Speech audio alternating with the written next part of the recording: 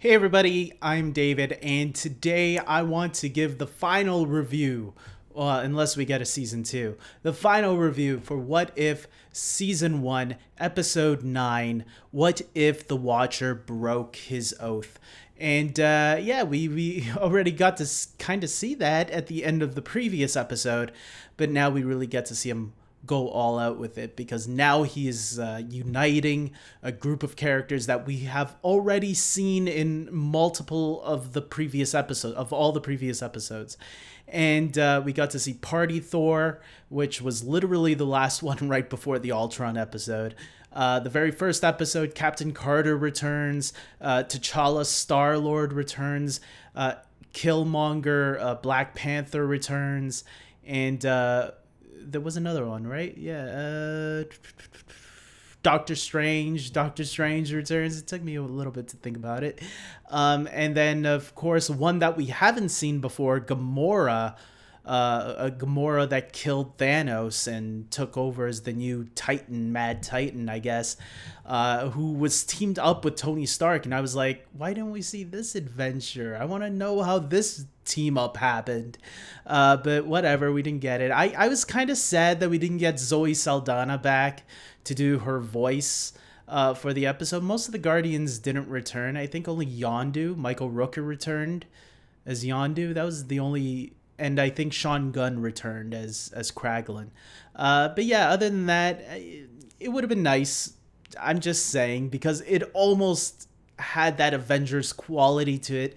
Hearing Chris Hemsworth, hearing Chadwick Boseman, hearing Haley Atwell, Benedict Cumberbatch as well.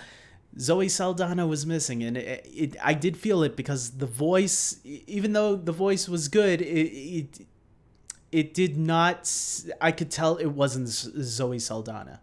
So I that's just a little nitpick though. Other than that, I really enjoyed the episode a lot. I really liked seeing the moments that all these characters were picked out of, and then having to see them team up and go against this bigger Ultron. I mean, for the most part, the episode was I guess predictable because you knew the good guys were going to win. But that, I mean, that's what a superhero show is. You're going to need that. Now, they could have surprised us and left it as a cliffhanger. I didn't want a cliffhanger, I'm going to be honest. So I'm happy everything got resolved mostly by the end of it. And I did like the little thing with Zola, or not Zola, Killmonger betraying the team at the end, because I'm like, wait, doesn't the Watcher know this guy's a bad guy? He's going to trust him?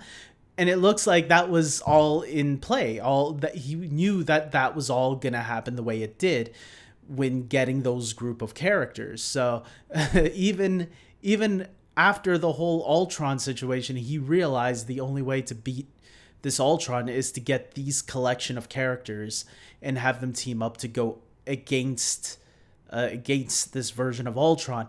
I did like that Natasha also came back from the previous episode, because she survived and she had Zola with him, and Zola played an integral part into defeating Ultron as well. I really love that even Zola and Killmonger fought for the Infinity Stones at the end, and then Doctor Strange thankfully trapped them.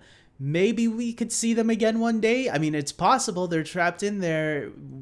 We know season 2 is coming, or who knows? Maybe even the Multiverse of Madness can bring them. There's a lot of interesting things in the air right now after this show ended. On where all these characters could show up. Already, some of them have been confirmed to be returning in season 2. Some of them we could even get spin-offs of. I was just reading online. I don't know if this is true. I saw the headline. I didn't read the article. But apparently Disney or Marvel was considering a T'Challa Star-Lord spin-off. I mean, yeah, sure, I would watch that. But the problem is no Chadwick Boseman. I guess you could do it without Chadwick Boseman, but what would be the point? It would be nice to have him back, but obviously that's impossible. But for the most part, yeah, this episode was a lot of fun. It teased something big for Captain Carter for next season. We know that there was supposed to be a 10th episode, but they pushed it to next season. And at the end credits, they show that it looks like Steve might be alive, although they don't show him in the suit. So it makes me wonder, what does he look like? But she was smiling when she saw him, so maybe he was okay, alive and well. Is he still skinny Steve? Who knows? Maybe he took the serum also, and we're going to get a Captain America and a Captain Carter team up.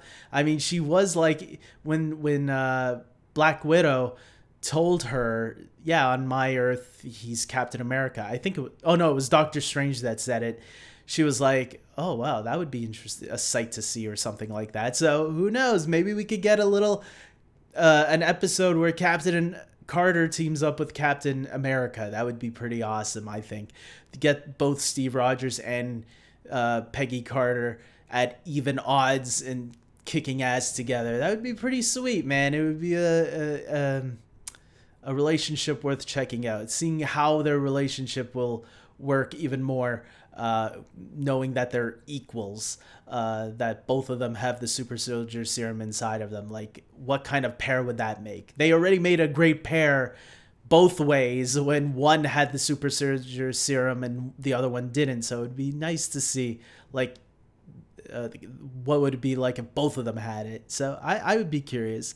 With that being said, yeah, this was a really nice ending. It wasn't my favorite episode. It wasn't my least favorite episode either. I think I put it somewhere in the top, maybe. My favorite ones were definitely, out of the series overall, the Doctor Strange episode, one of my favorites, and last week's episode, the one leading into this one, was definitely another great one to me. All the other ones were great too. I really loved also how this finale brought everything together, because I thought, okay, maybe the characters, but what about the zombie episode and the one where Hank Pym killed all the Avengers? Are those ones going to be referenced somehow? And I didn't think they would, but they actually did. We got to see a whole bunch of zombies land on Ultron, which was really cool.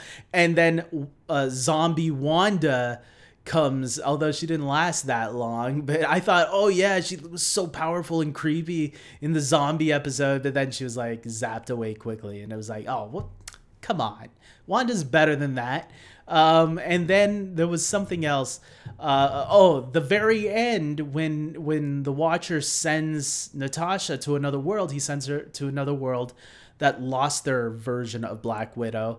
That was the place where all the Avengers were killed by Hank Pym, because I noticed, I didn't catch on at first, because I noticed, are those Asgardians fighting the Avengers? And then I realized, wait, it's only Captain America, and was Captain Marvel there too, and Nick Fury? That's the world where the Avengers were all killed and Loki took over, and that's the aftermath of them all fighting back.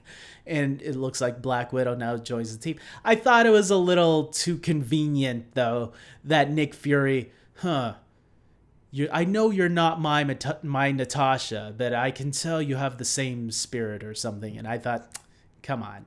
But other than that little convenience, yeah, the episode was a lot of fun. So it was a nice little ending to the season, and I'm looking forward to a season 2. I'll tell you what, this is my favorite original animated series that Disney Plus has created so far.